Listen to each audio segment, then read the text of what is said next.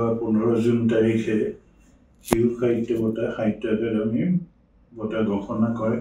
সেই ঘোষণাত মোৰ নামটো বিপন্ন বিস্ময় খেল এই কিতাপখনৰ কাৰণে মোৰ নামটো চিলেক্ট কৰি মই অতিশয় আনন্দ বোধ কৰিছোঁ। আজি সম্পূৰ্ণ 6টা মাহৰ পিছত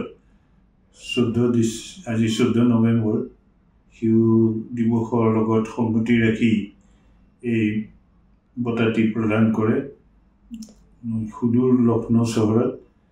আৰু লক্ষ্ণৌৰ আজি এটি অডিটৰিয়ামত এই বঁটা লাভ কৰি মই অতিশয় আনন্দ বোধ কৰিছোঁ।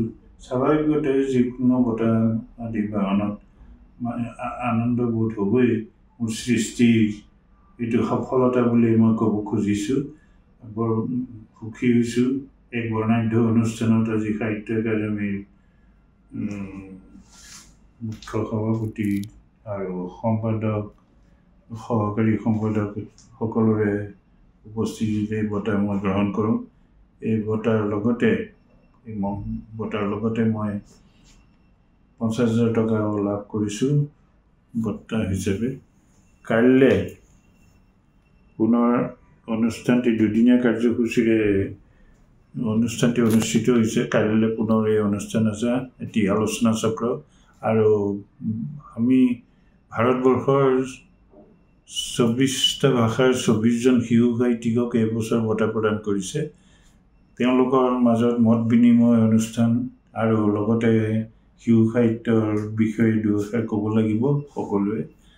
আৰু পৰৱৰ্তী সময়ত এটি আলোচনা চক্ৰ অনুষ্ঠিত হ'ব। আলোচনা চক্ৰটিৰ মূল বিষয় হৈছে শিশু সাহিত্য, অতীত, বৰ্তমান আৰু ভৱিষ্যত। আজি কাইলৈ অনুষ্ঠানত মই উপস্থিত থাকিম আৰু বিশেষ সুখী আৰু আন্তৰিক আপোনালোকক সকলোকে ধন্যবাদ জ্ঞাপন কৰিছোঁ।